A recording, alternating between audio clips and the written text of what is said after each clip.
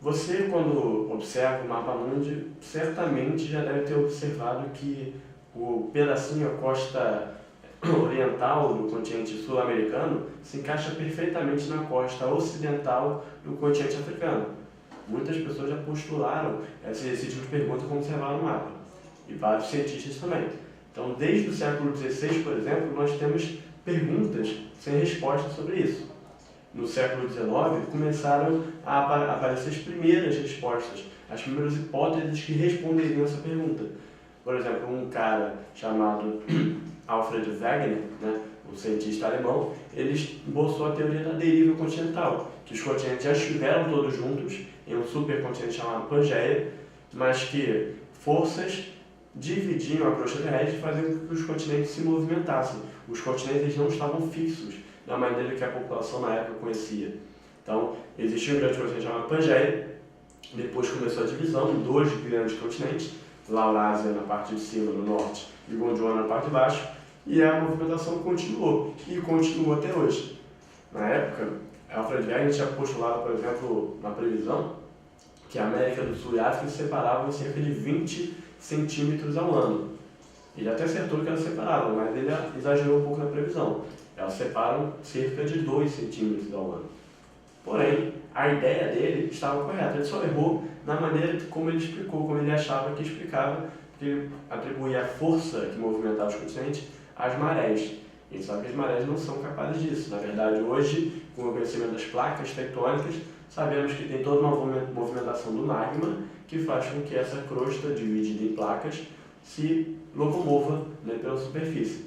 Tá ok? Mas vamos lá, vamos pensar em termos práticos. Você tinha um continente unido que depois foi separando. Você tinha já seres vivendo lá, répteis, dinossauros. Imagina a migração dessas populações animais, como é que não foi afetada pela divisão. Uma população animal que não voa, que não faz migrações intercontinentais, como é o caso de algumas aves, tá, ou espécies aquáticas, ficaram segregadas. Às vezes até mesmo a mesma espécie que tinha um predomínio, imagina uma mesma espécie de um réptil que predominava ali, onde hoje é a África, a América e a Austrália. Ficaram separados. Milhões de anos vivendo separadamente, em diferentes condições climáticas, leva à ideia que Charles Darwin criou, né, sobre a evolução das espécies. Elas vão se adaptando a esse meio, vão se diferenciando. Então eles têm o mesmo ancestral em comum, mas hoje em dia são espécies diferentes. Olha o que a questão fala. No mapa é apresentada a distribuição geográfica de aves de grande porte que não voam, ou seja, não fazem migrações intercontinentais. A ema, na América do Sul, o avestruz, na África, e o emu, na Austrália. Há evidências mostrando que essas aves, que podem ser originárias de um mesmo ancestral, sejam, portanto, parentes. Considerando que, de fato, tal parentesco ocorra, uma explicação possível para a separação geográfica dessas aves, como mostrado no mapa, poderia ser, né, a área que estuda isso é a biogeografia, que estuda essa distribuição pelos continentes. Grande atividade vulcânica que ocorreu há milhões de anos, que eliminou essas aves da América do hemisfério norte. Não, também aí nem explicaria essa diferenciação que existe entre os três continentes. B. Na origem da vida, essas aves eram capazes de voar, o que permitiu atravessarem as águas oceânicas, ocupando vários continentes. É uma explicação até plausível? Sim, mas são aves de grande porte, então isso dificilmente teria acontecido. Eles já falaram que não voam. Vamos ver qual explicação é melhor para isso aí, utilizando o nosso conhecimento. C. O ser humano, em seus deslocamentos, transportou essas aves, assim elas surgiram na Terra, distribuindo-as surgiram na Terra, distribuindo-as em diferentes continentes. O ser humano fez isso com alguma espécie? Fez. Vamos andar na rua e vamos ver os benditos pombos que foram frutos dessa migração forçada pelo ser humano.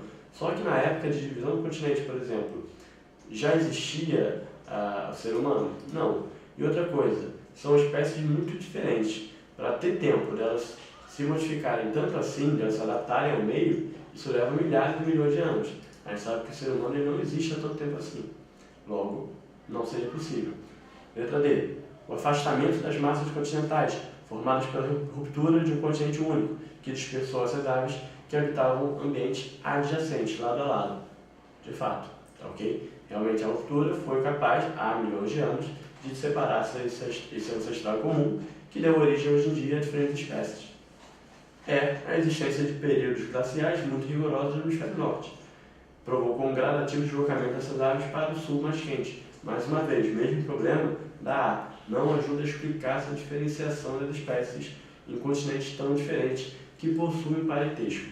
Ok? Sendo assim, nosso gabarito é a letra D de dado.